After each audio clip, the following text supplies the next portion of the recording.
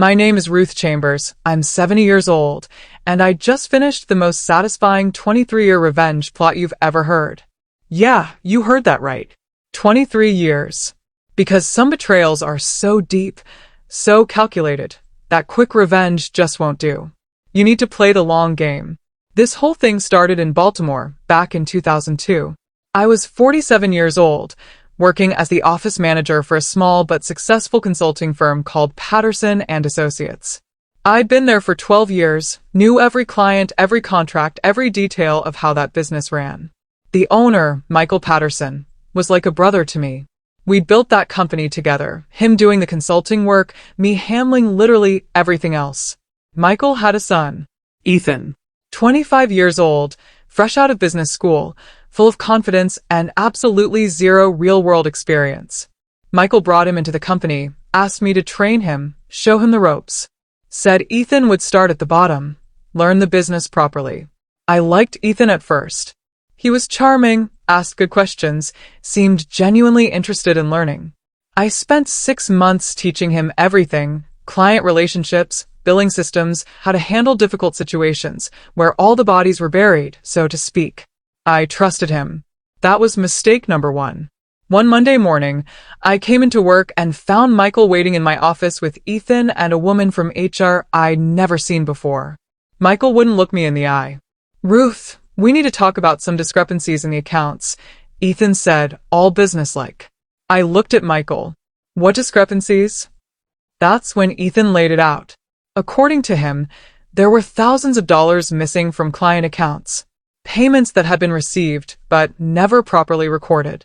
Money that had disappeared over the past 3 years. And all the irregularities traced back to transactions I'd handled.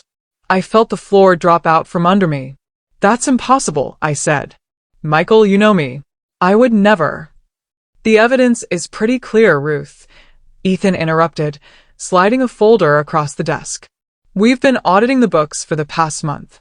These are your electronic signatures on all the problematic transactions."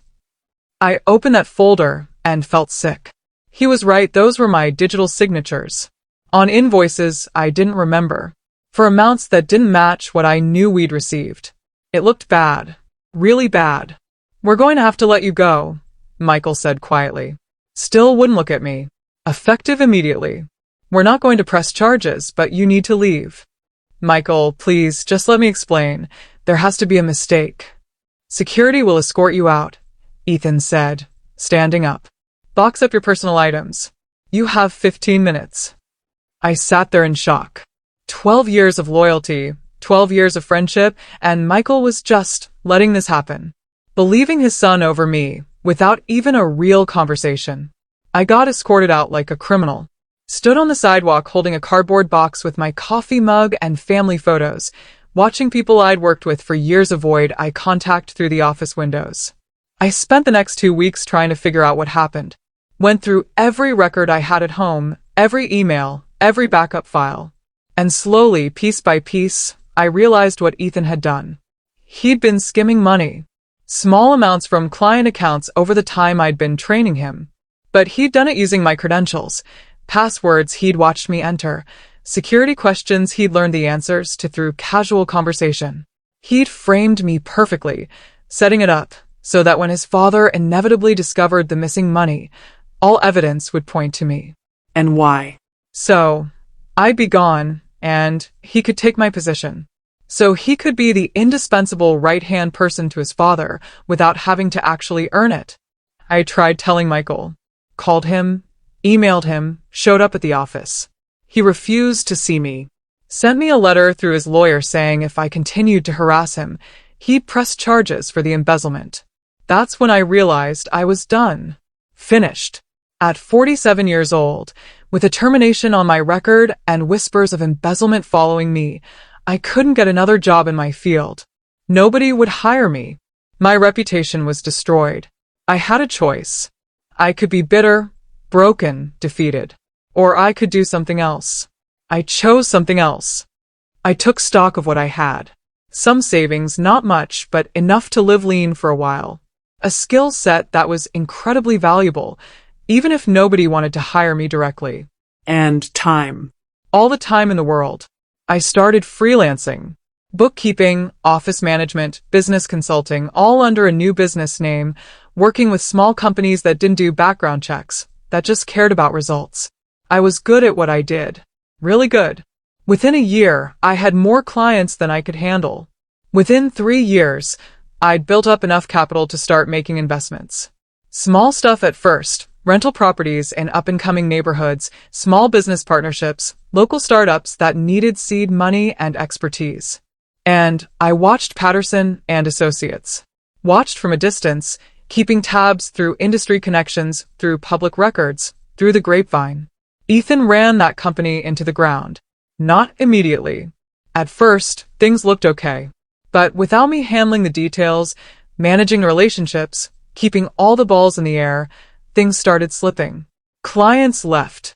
New business slowed down. Ethan was good at looking competent, but he didn't actually know how to do the work. Michael tried to fix it, but he was getting older, getting tired. The fire wasn't there anymore.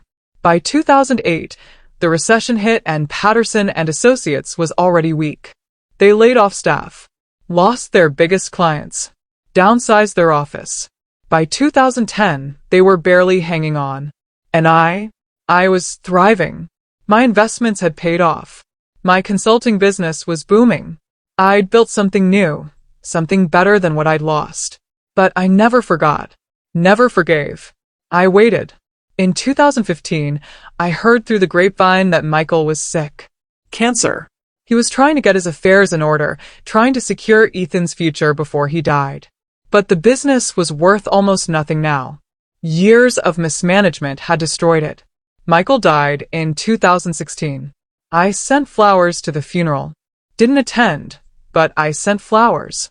After Michael's death, Ethan tried to sell Patterson and Associates. Couldn't find a buyer. The client list was decimated. The reputation was shot. The financials were a disaster. He was stuck with a dying business and debt. That's when I made my move. I created a shell company, one that couldn't be traced back to me, and made Ethan an offer. A lowball offer, but the only offer he had. $50,000 for the entire business, all assets, the client list, the name, everything. He took it. He had no choice. Through my shell company, I bought Patterson and Associates. And then I sat on it. Did nothing with it. Just owned it. But I wasn't done. Remember how Ethan had framed me using my digital credentials? I'd spent years, literal years, learning everything I could about digital forensics, about data recovery, about how to prove electronic fraud.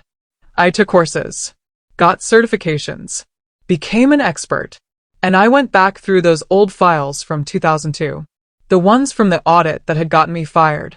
With new knowledge and new tools, I dug deeper than Ethan ever expected anyone to look. And I found it. All of it. The ghost transactions he'd created. The patterns that showed someone had accessed the system using my credentials from computers I'd never touched. The metadata that proved the timeline Ethan had presented was impossible. The shadow accounts where the money had actually gone before being carefully moved around to hide the trail. I built an airtight case. Took me 3 years of part-time work, but I did it. In 2019, I walked into a lawyer's office, not as Ruth Chambers, disgraced former office manager. As Ruth Chambers, successful business consultant and owner of multiple profitable ventures. I had money now, resources, credibility. I filed a civil suit against Ethan Patterson for fraud, defamation, and financial damages. Presented every piece of evidence I'd compiled. Showed exactly how he'd framed me, stolen from his own father's company, and destroyed my reputation. Ethan tried to fight it, hired lawyers. But here's the thing, he'd spent the past 17 years barely scraping by. He had no money, no resources, and my evidence was perfect. The case took 2 years to work through the system. Discovery was beautiful. Watching Ethan squirm as my lawyers deposed him, as the evidence piled up, as his own past employees testified about his incompetence and suspicious behavior. He tried to settle, offered me everything he had left, which wasn't much. I refused. This wasn't about money anymore. We went to trial in 2021. The jury deliberated for less than 4 hours. found in my favor on every count, awarded me $1.2 million in damages. Ethan declared bankruptcy immediately. Couldn't pay. But that was fine. I'd known he couldn't pay. The money was never the point. The point was the public record. The court documents that laid out exactly what he'd done. The judgment that officially cleared my name. The proof that I'd been telling the truth all along. I sent copies to every business association in Baltimore. To every potential employer Ethan might approach. To every person who'd worked at Patterson and Associates back in 2002. To everyone who'd believed his lies. Ethan can't work in this industry anymore. Can't get hired. Can't start over. His reputation is destroyed the same way he destroyed mine, except his destruction is based on truth. But wait, I'm still not done. Remember that shell company I used to buy Patterson and Associates? In 2022, I dissolved that company and transferred ownership of the business name to my own name. Ruth Chambers now legally owns Patterson and Associates. Last year, I reopened it. New office, new staff, new clients. But the same name.